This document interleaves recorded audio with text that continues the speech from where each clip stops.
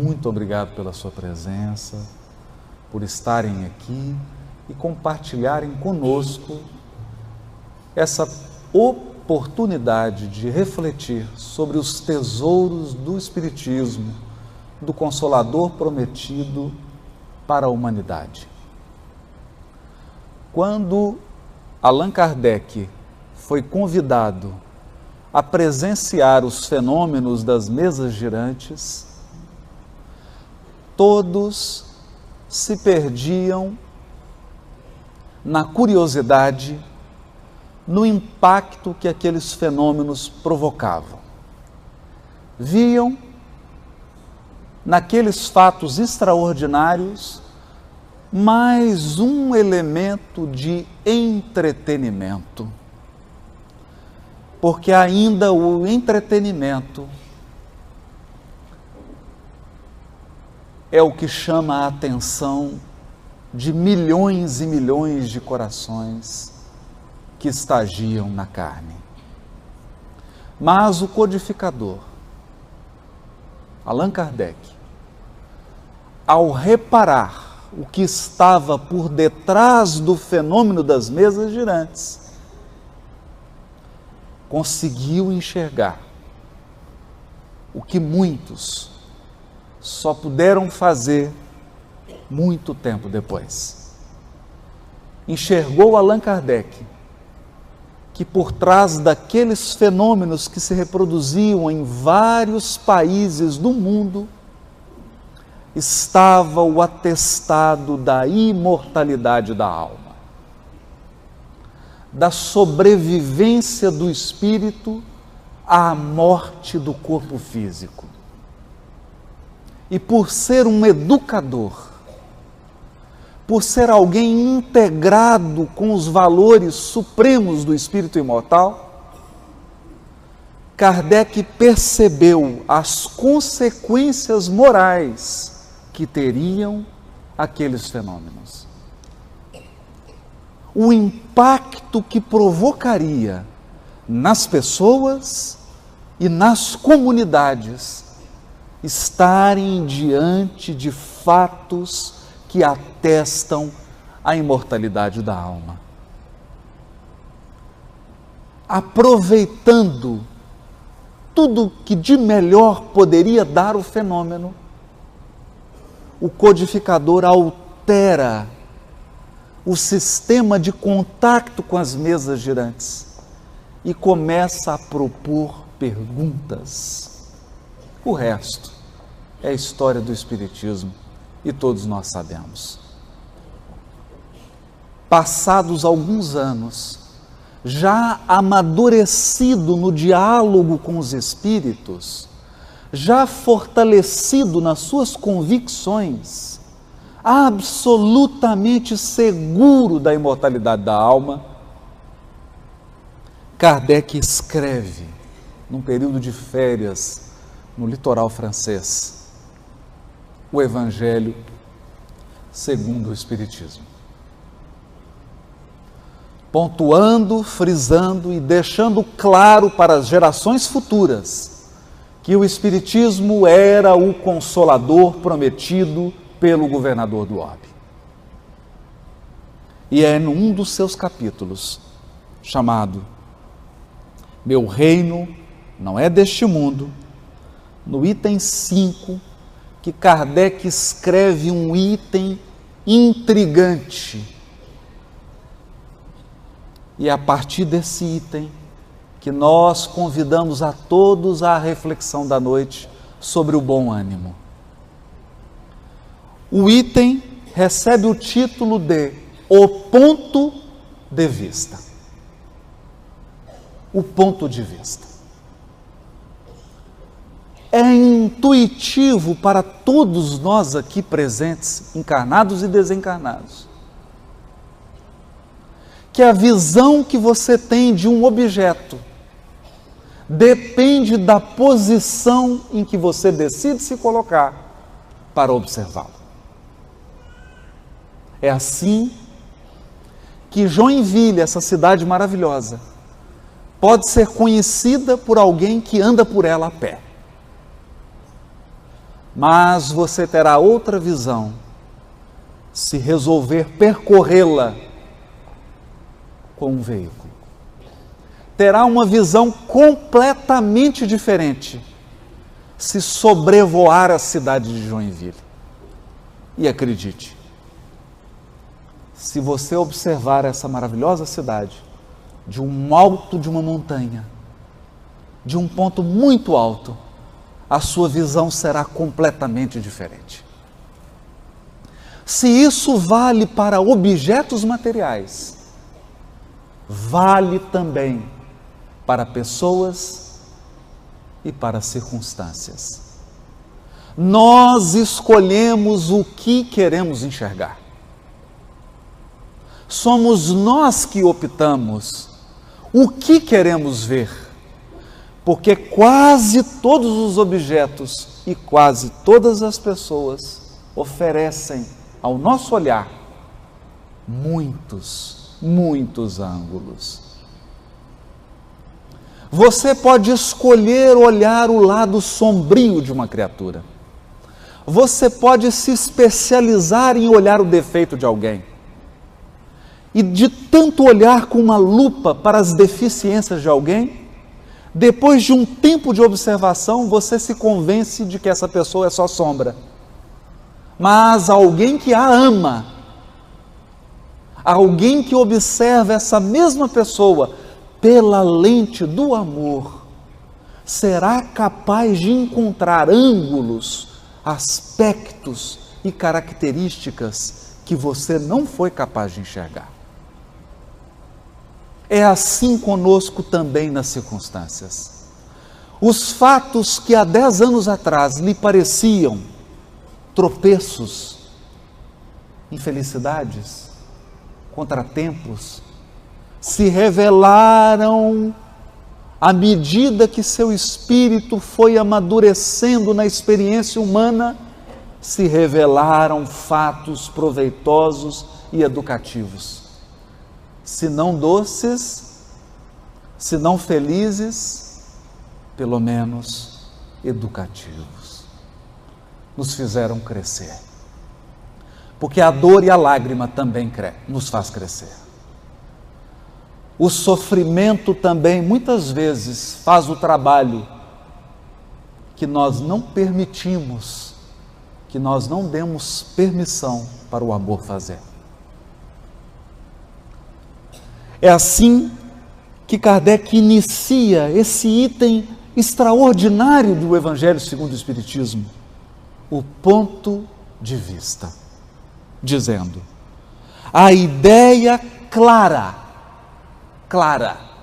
e precisa que se faça da vida futura proporciona inabalável fé no porvir. Não se trata de uma crença fugidia. Kardec aqui não está falando de um sentimento de entusiasmo juvenil. Não está dizendo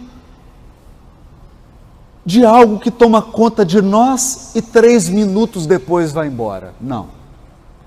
Está falando de uma inabalável fé no porvir. Essa inabalável fé na vida futura depende, é claro, de uma ideia precisa e clara da vida futura. Não bastam contos de fadas, não bastam histórias simbólicas, não basta uma visão vaga, é preciso uma ideia precisa, detalhada da vida futura. Essa ideia o Espiritismo a traz por completo. Ele explica a vida futura, sem devaneios, sem fantasias. Explica o processo de desencarnação, explica as leis divinas que regem o nosso progresso espiritual. Ele nos orienta sobre o que esperar e o que não esperar. do que se trata a vida futura. E não apenas como uma teoria, uma hipótese, mas baseado em fatos ocorridos e que podem ser presenciados até hoje. Fatos que atestam a imortalidade da alma. E prossegue o codificador. Fé que acarreta enormes consequências sobre a moralização dos homens, porque muda completamente o ponto de vista sob o qual encaram eles a vida terrena. A vida terrena. A visão que você tem da vida futura, da vida que nos aguarda após o túmulo, determina o seu ponto de vista sobre a vida presente, sobre a vida material. Visão que determinará aspectos morais da maior relevância na vida de todos nós. Essa é a mensagem central do Espiritismo. Esse é o coração do Espiritismo.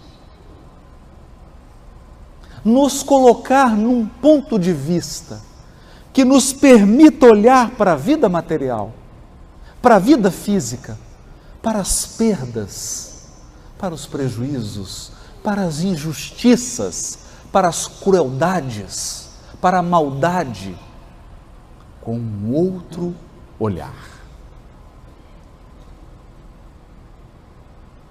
De um lugar diferente.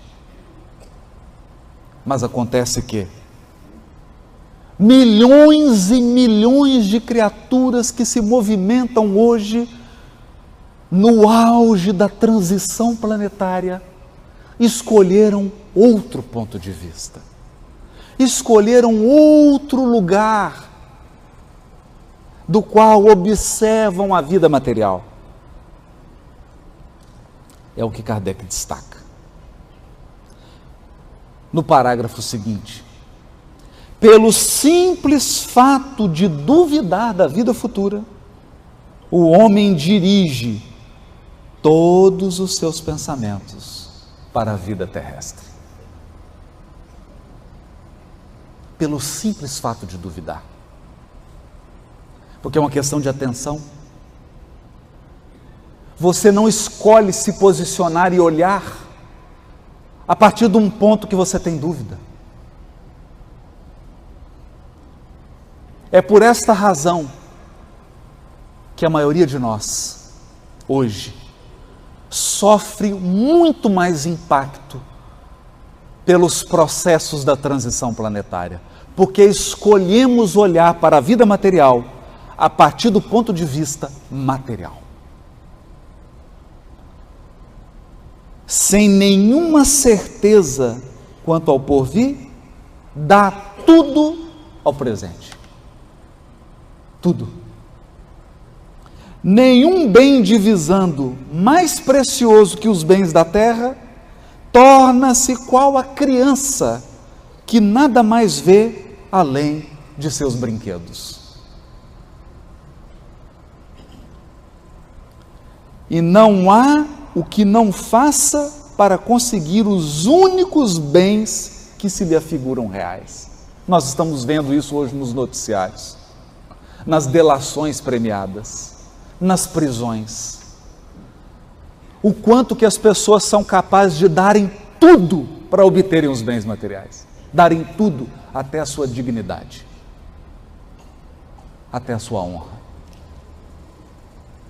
Porque resolveram olhar para a vida de um ponto de vista puramente material, excluindo a ideia da vida futura.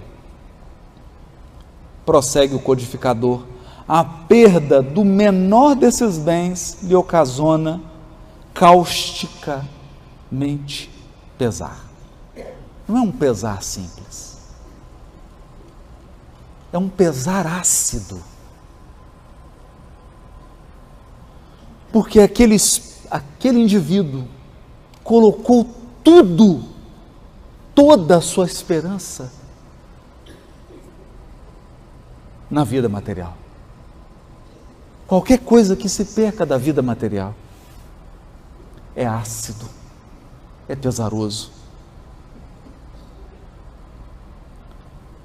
Um engano, uma decepção, uma ambição insatisfeita, uma injustiça de que seja vítima, o orgulho ou a vaidade feridos são outros tantos tormentos que lhe transformam a existência numa perene angústia.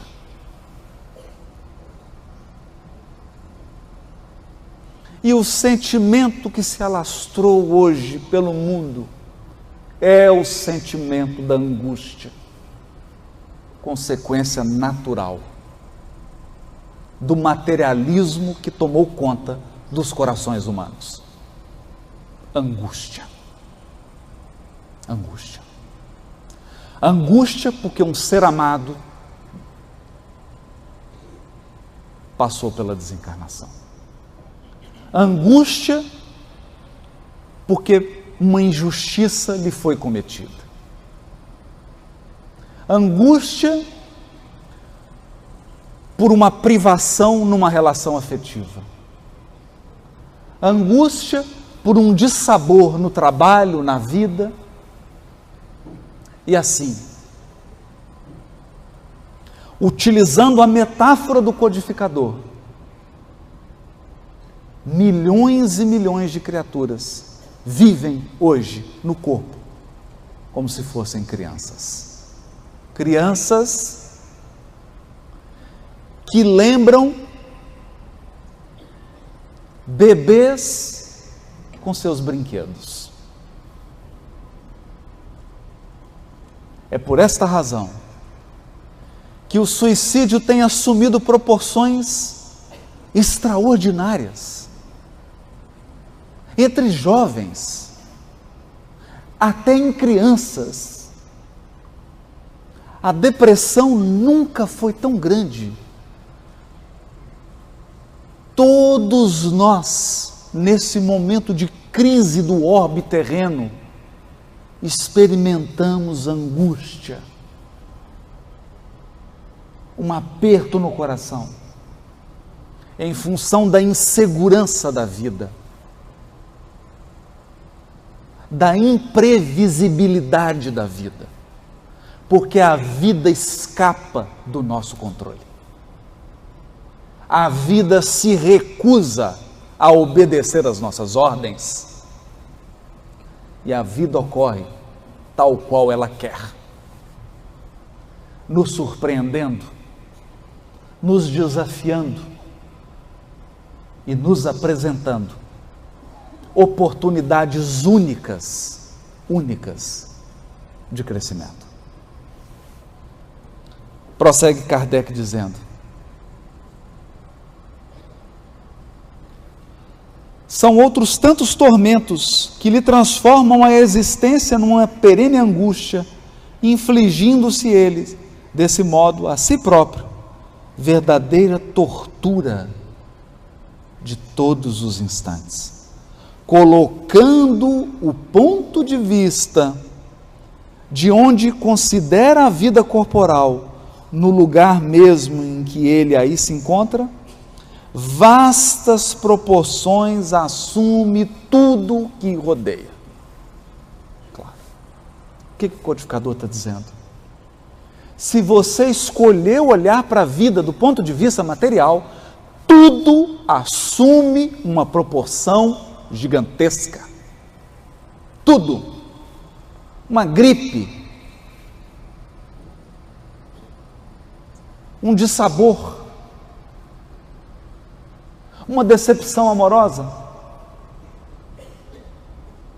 um emprego que você perde,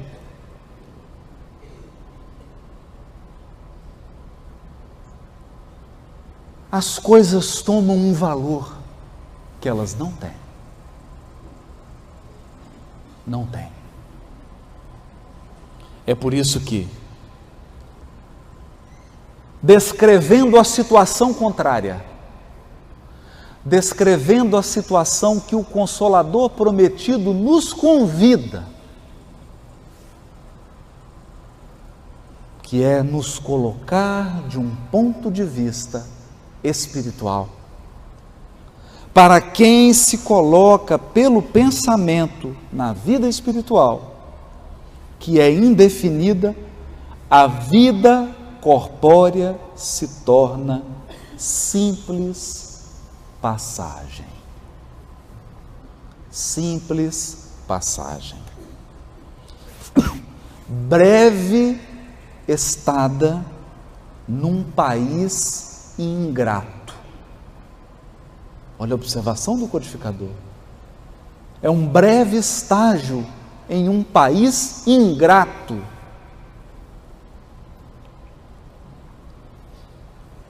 As vicissitudes e tribulações dessa vida não passam de incidentes que ele suporta com paciência. Com paciência.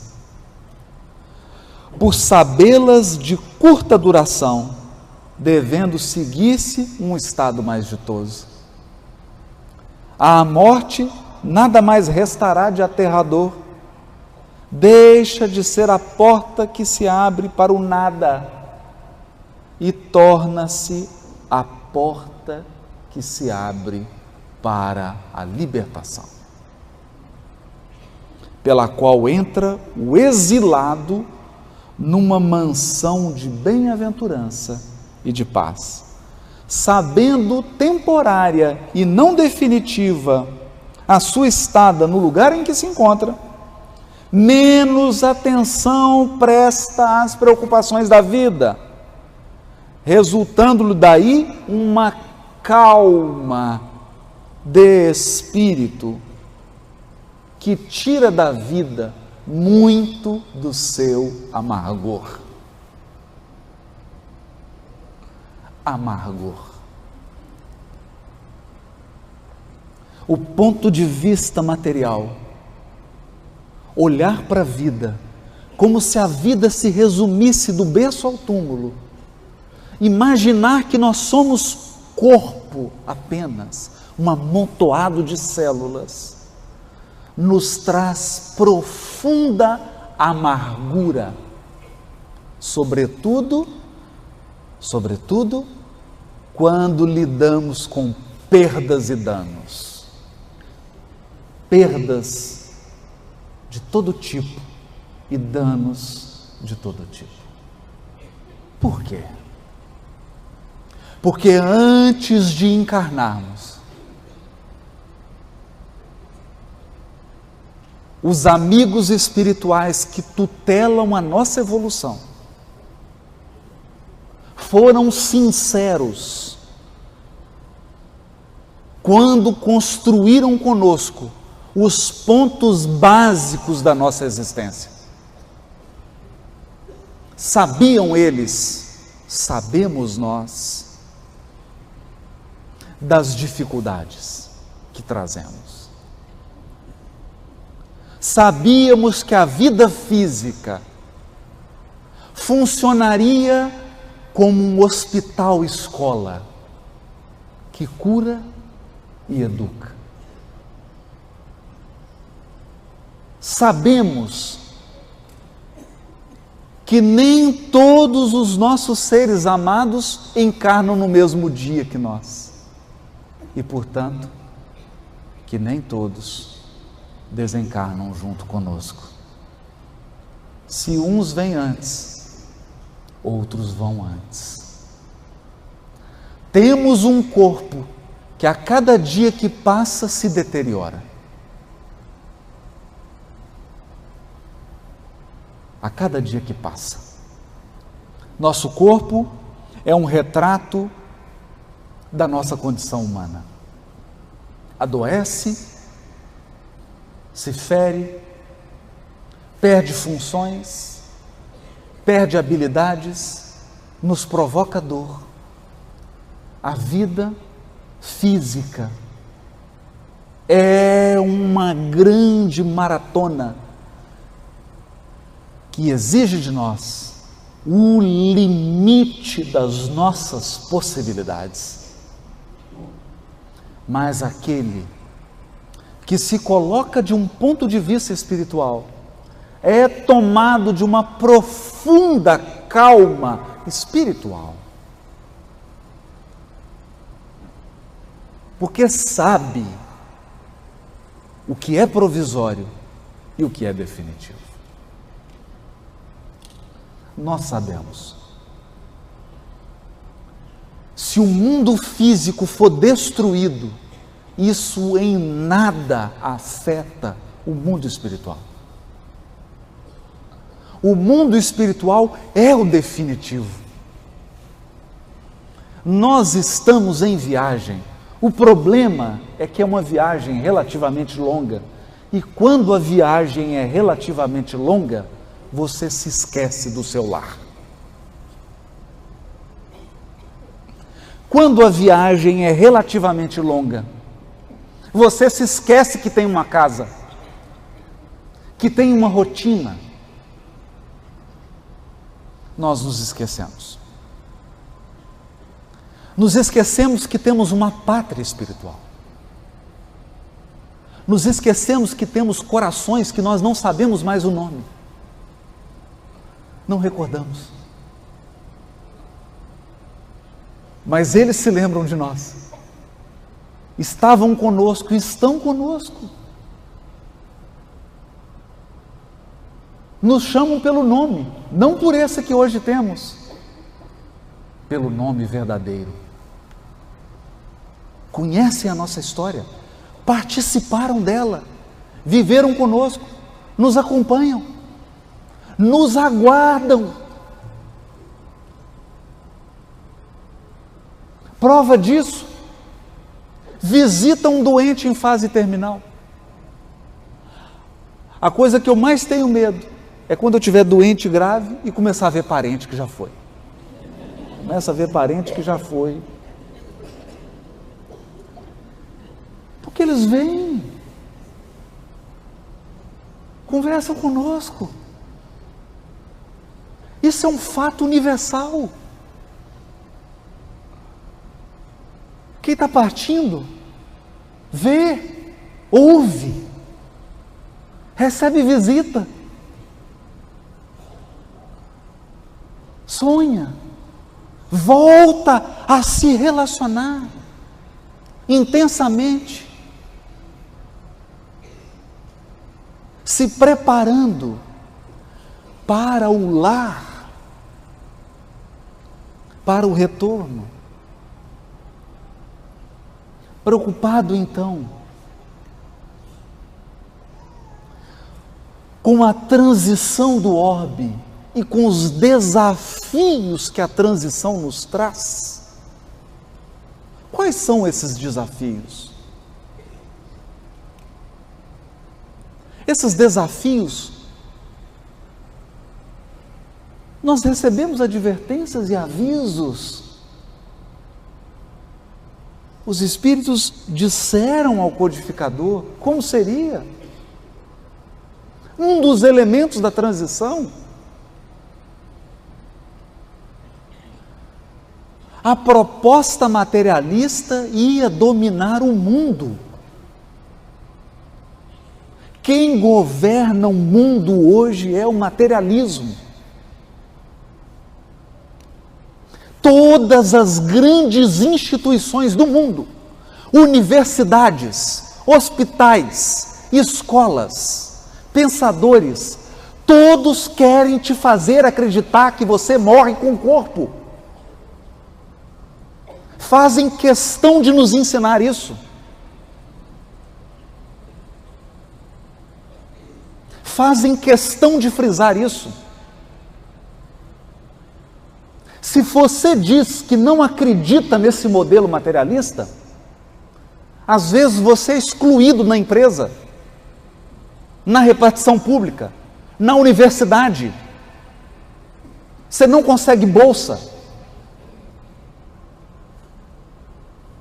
você Se você é professor, você é isolado dos colegas, porque é bonito ser materialista. É conveniente ser materialista. Porque o materialismo só tem um compromisso, compromisso com o egoísmo.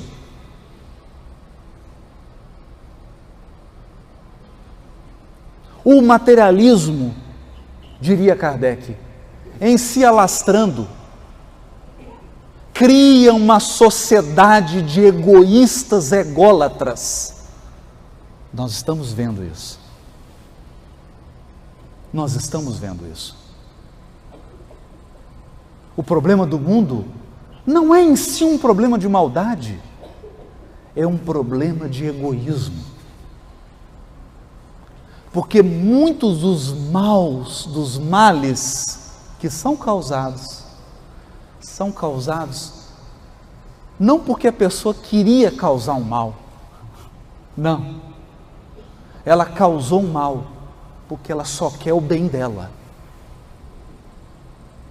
porque ela sequer foi capaz de enxergar o outro, porque ela sequer foi capaz de sentir o coração do outro. Como diria o poeta, coração tão sem cuidado. Coração tão sem cuidado, da letra insensatez. E hoje nós temos milhões de criaturas no corpo insensatas, corações sem cuidado. Tiram a merenda escolar de milhares de crianças para comprar um carro importado para ele. Levam instituições respeitabilíssimas, quase à bancarrota, para poder ter um dinheiro aplicado na Suíça.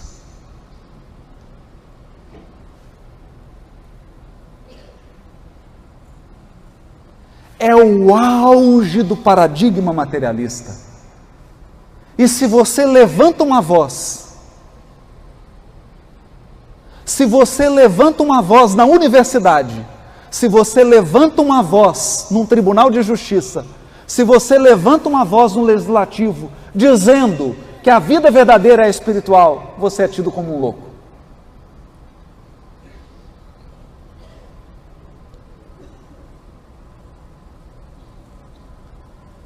Porque a certeza na vida espiritual é contrária aos interesses dos egoístas. Manter milhões de criaturas num sono, acreditando que elas são um corpo físico e que elas vão acabar.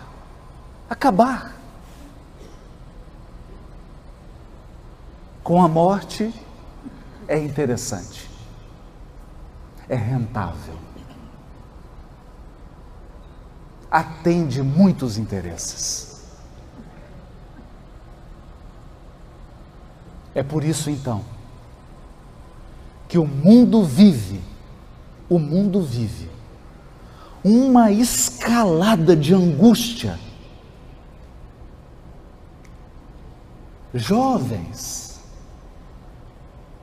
Jovens de 17, 18 anos, suicidando em faculdades de medicina.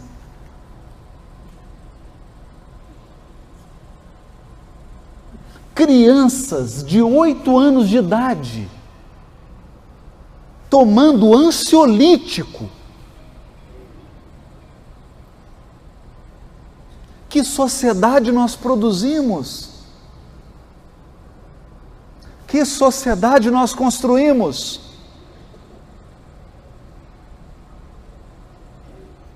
É nesse momento grave da humanidade que o Consolador prometido dirá: aqui veio.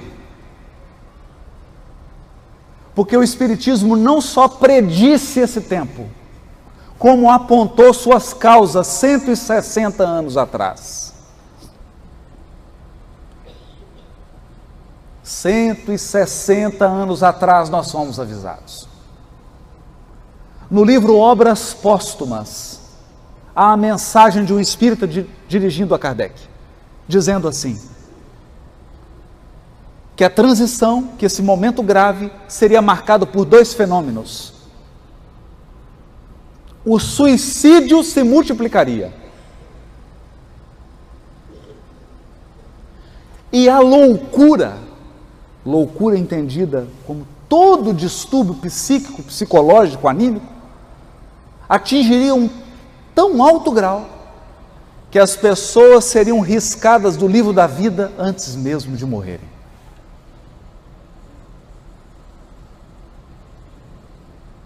Eu particularmente conheço dezenas de jovens, 14, 15 anos,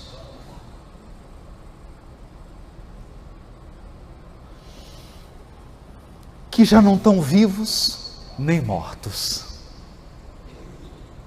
porque perderam o bem mais precioso que você pode ter.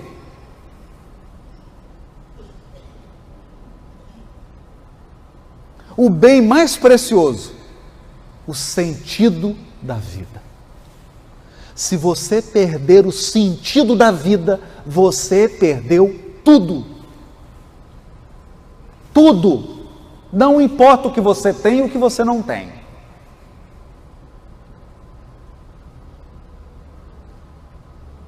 Diante desse patrimônio bilionário, todos os bens são centavos. O sentido da vida. O sentido. Quem é você? O que você veio fazer aqui? Por que você acha que está vivendo as experiências que está vivendo? O que a vida quer dizer a você? O que ela está te pedindo? Que proposta ela está te apresentando? O que a vida está pedindo para você deixar? E o que ela está pedindo para você agarrar?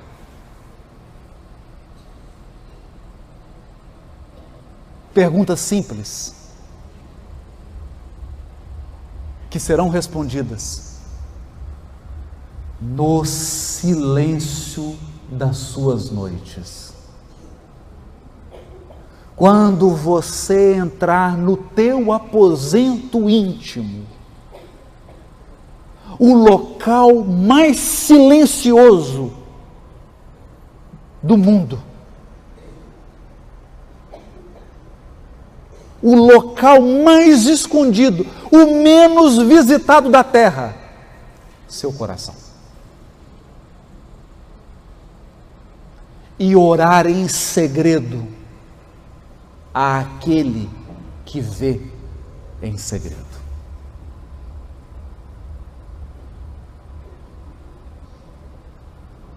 E acredite, você não ouvirá palavras, porque o sentido não se diz com palavras. Ninguém acessa sentido com palavras. Nós acessamos sentido com o coração. Você sente o sentido. Por esta razão,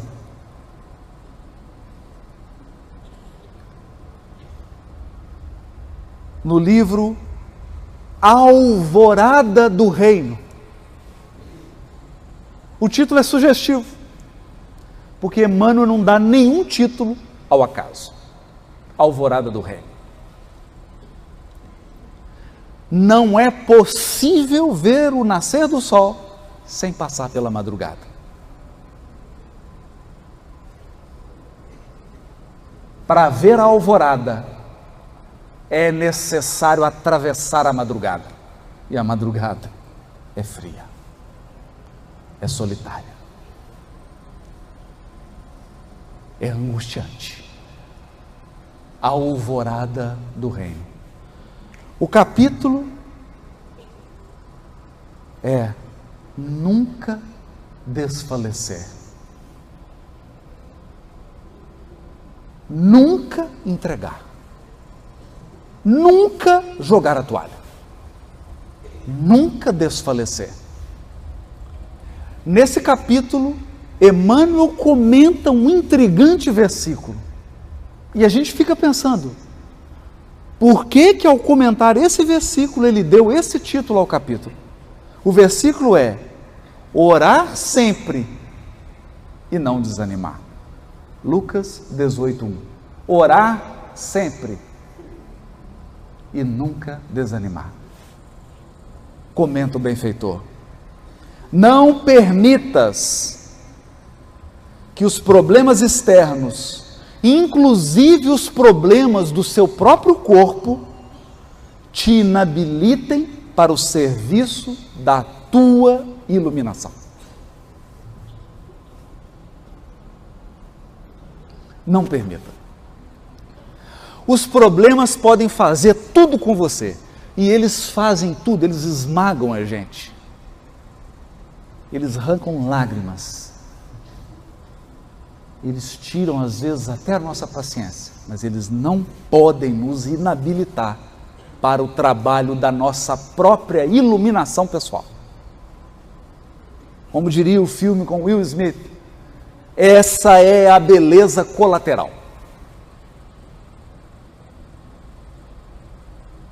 Pode acontecer tudo com você, mas não perca a sua capacidade de enxergar a beleza colateral. Em tudo que nos ocorre, há um processo de iluminação em curso, conduzido por Deus. Enquanto te encontras no plano de exercício, qual a crosta da terra, sempre serás defrontado pela dificuldade e pela dor. Por quê? Porque aqui na terra, não é a aula teórica. Aqui é o exame do Enem. É a hora do teste. É a hora do exercício. Você aprendeu a aula, que bonito, pegou, aprendeu tudo direitinho. E agora vem o problema. A questão, o problema que você terá que resolver com aquilo que você aprendeu.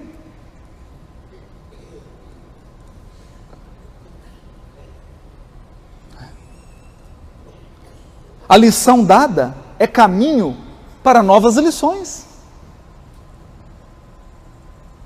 Você aprendeu uma lição? Espera outra.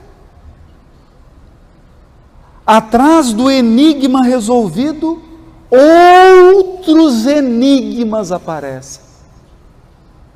Mas não é assim? Claro que é. Que saudade do 6º ano, em que o enigma era somar 2 mais 5. Adição. 2 mais 5. 35 mais 230. Desce um 0, vai 1, tira 1. Mas o nosso psiquismo vai amadurecendo na escola. E o que era um problema de adição vira o quadrado da hipotenusa é igual à soma do quadrado dos catetos. E aí você fala, o quê? Não entendi nada. Que saudade da professorinha. E aí o problema da hipotenusa vira o problema do logaritmo. E o problema do logaritmo vira a equação de 2º grau. Que vira álgebra linear. Que vira cálculo. Vencido um enigma, espere outro. Porque a encarnação é o plano do exercício não da teoria. Outra não pode ser a função da escola, senão ensinar, exercitar e aperfeiçoar. Qual é a função da nossa vida corporal? Da minha? Do Oleni? Da sua? Qual é a função da vida corporal? Ensinar, exercitar e aperfeiçoar. Enche-te, pois, de calma e bom ânimo em todas as situações. Calma e bom ânimo. Mas é encher mesmo. É encher até derramar. Porque se você não tiver calma, você não verá a hora em que Deus vai atuar. Por uma razão muito simples. Deus é sempre o último da fila. Ele é sempre o último a falar. Todo mundo dá opinião. Não, você não vai conseguir. Isso é difícil. Não, não vai dar certo. Não, você deveria fazer isso. Eu acho que você tinha que ir por outro caminho. Não, eu acho que você tem que fazer isso aqui. Mas você não é capaz. Não, mas você não tem condição. Milhões falam, até que Deus se manifesta. E isso exige calma. Calma. Calma. Calma e bom ânimo. Bom ânimo. Foste colocado entre obstáculos 1000 de natureza estranha. Olha o que a Emmanuel está dizendo. Todos nós estamos mergulhados em 1000 obstáculos estranhos. Tem hora que você olha para a situação da sua vida, da minha, e você fala assim, eu não estou entendendo nada. Que dificuldade é essa? Por que eu estou passando por isso? Não faz o mínimo sentido. É isso mesmo. Foste colocado entre obstáculos 1000 de natureza estranha, para que, vencendo inibições fora de ti, aprendas a superar as tuas limitações. Deus coloca o obstáculo fora para que você veja a limitação que você tem dentro.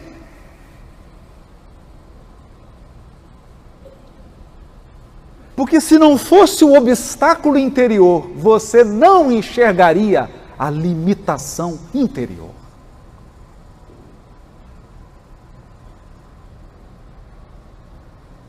Interior.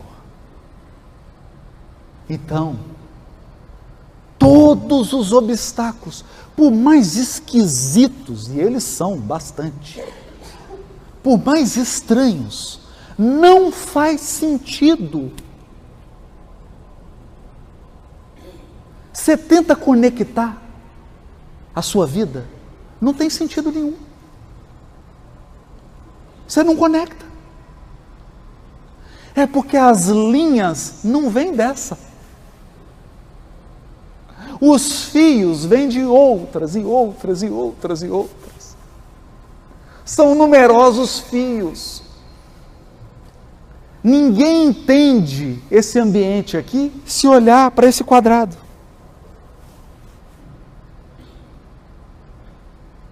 E encarnado, nós não teremos a visão do conjunto. Uma coisa é certa: se a vida corporal é escola,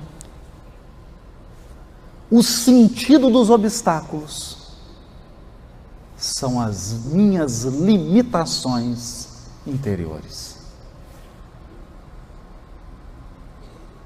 eles veem os obstáculos na direção delas.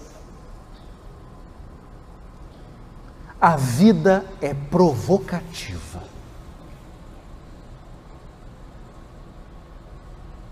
Há um filósofo italiano que diz assim: ninguém nasce com vocação, esquece isso.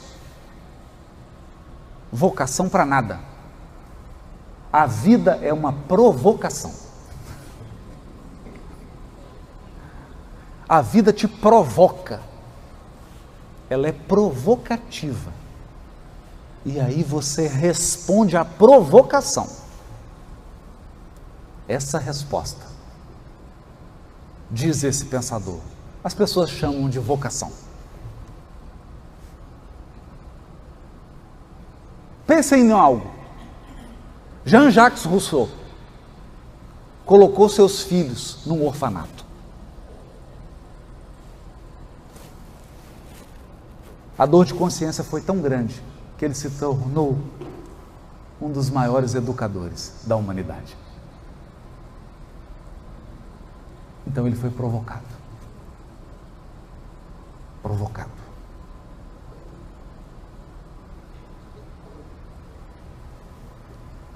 Enquanto a comunidade terrestre não se adaptar à nova luz, respirarás cercado de lágrimas inquietantes, de gestos impensados e de sentimentos escuros.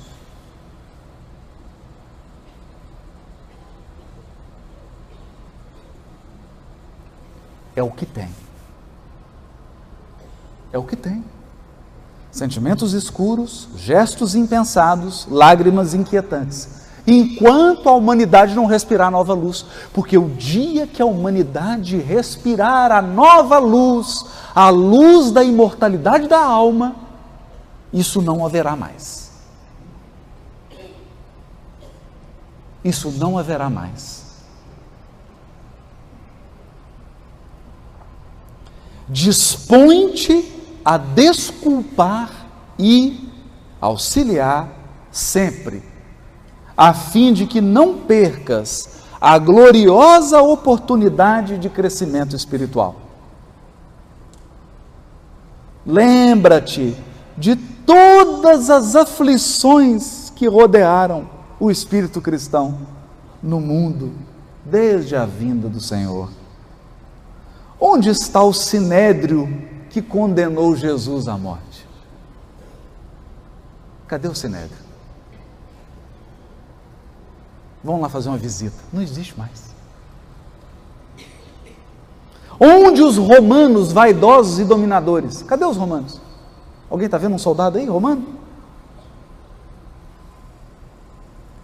Onde os verdugos da Boa Nova Nascente?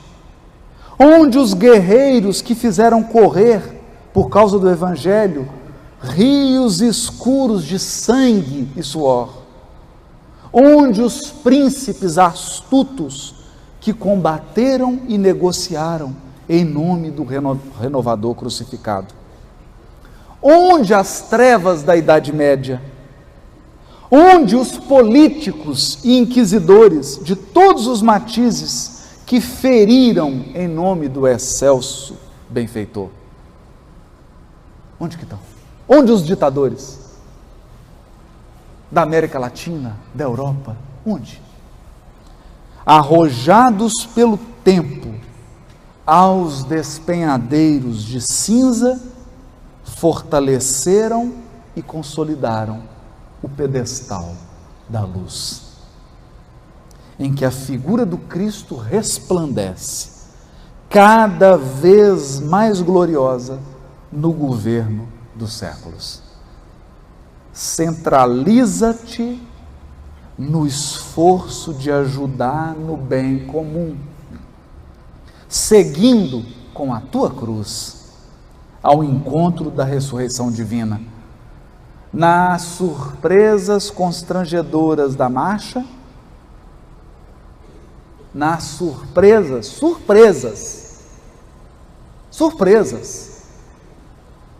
Porque as dores constrangedoras da encarnação, elas chegam de surpresa, surpreendem todo mundo. Nas surpresas constrangedoras da marcha, recorda que, antes de tudo, importa orar sempre, trabalhando, servindo, aprendendo, amando e sem nunca desfalecer. Sem nunca desfalecer. Juntos. Pensando nos dias de hoje, tenho uma impressão de que cada qual de nós carrega a sua cruz, não em fila indiana, mas em filas laterais,